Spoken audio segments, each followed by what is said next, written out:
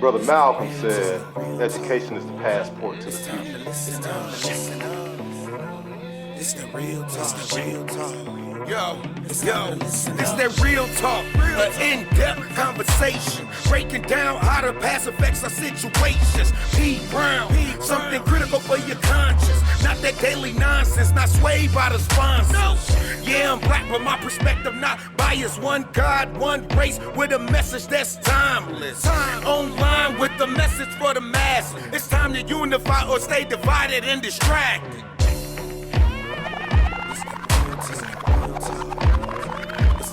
Brother Malcolm said, education is the passport to the future.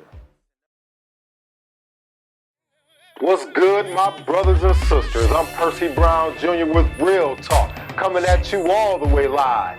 In about 5 minutes, that is, so let's get down to the biz. I know last week's episode was reflecting on Juneteenth, commemorating the freedom of enslaved blacks back in 1865. But here we are coming into the 4th of July weekend, our independence as a nation. July 4th, 1776, the founding fathers penned and signed the Declaration of Independence, and I'm going to use that document to reflect on this weekend and to give you something to hopefully talk about at your upcoming barbecue for the 4th of July weekend. So here it is. I'm about to take some quotes from the Declaration of Independence.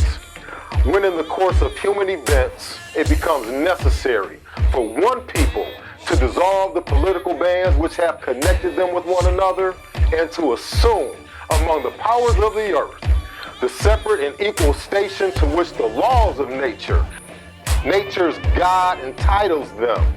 A decent respect to the opinions of mankind requires that they should declare the causes which impelled them to the separation. We hold these truths to be self-evident that all men are created equal, that they are endowed by their Creator with certain inalienable rights, that among these are life, liberty, and the pursuit of happiness. The Founding Fathers also go on to say that if this is denied by our government, it is the right of the people to alter or abolish it and to institute a new government. These words were written as part of the Declaration of Independence. So what does this mean for black people and the nation as a whole? In October 17, 1995, Minister Farrakhan said this. He said the seal in the Constitution reflect the thinking of the Founding Fathers that this was to be a nation by white people and for white people. Native Americans, blacks, and all other non-white people were to be the burden bearers for the real citizens of this nation. And when we think about the framework of the Constitution and the mindset of our Founding Fathers, that has placed black people in a state of oppression for 398 years. And we've been subjected to these conditions, and at some point, you know what? The oppressed turn on one another.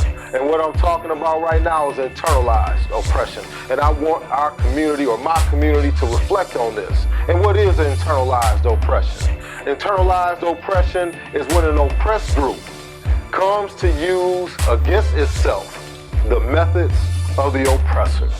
And you know what? What have we been seeing in our community, right? When we think about the city of Chicago, all of the self-inflicted gun violence that's been taking place. Even right here in my home city, Madison, Wisconsin, been a part of this community for over 4 decades. And I've not seen anything like I've seen this year as far as the frequent shootings that have been taking place. And what are we doing to address that, right? But as always, I gotta hit you with some old school hip hop, right? And I gotta go back to Tupac. When he came out with Machiavelli, there was a song called White Man's World.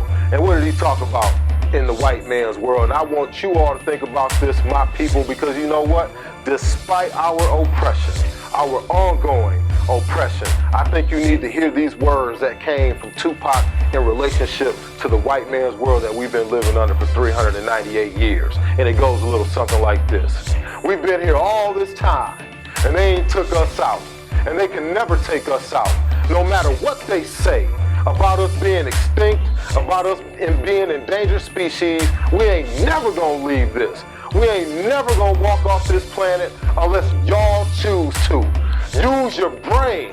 Use your brain. It ain't them that's killing us, it's us that's killing us. It ain't them that's knocking us off, it's us that's knocking us off. And I'm telling you, you better watch it or be a victim. Be a victim in this white man's world. And in order for us to deal with the root of our oppression as a people, we must shake and bake the internalized oppression first, my brothers and sisters. And here's to my white brothers and sisters.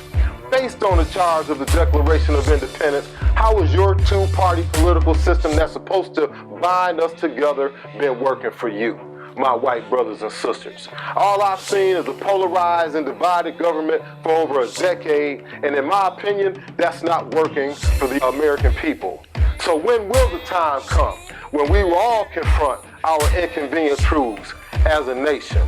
And have we entered a time when we, the people, must consider abolishing our current government and institute a new one that better serves the American nation as a whole? An America that is truly by the people and for the people. I hope you use this message to engage in meaningful discussion while barbecuing and enjoying family and friends over the holiday weekend. That's all I got for you. I hope y'all have a blessed and safe 4th of July weekend. And until next week, peace out and Godspeed to the change we want to see. Real Talk is a subsidiary of Critical Consciousness LLC, a company that helps school systems and companies innovate with a focus on diversity and inclusion. Real Talk is brought to you in part by Madison 365, executive producer of Real Talk, Terrence Jackson, CEO of Up Next Marketing Incorporated. Intro song performed by Keon Andre of Cadence Music Group and produced by Greg Dobie of Unideck Media Group.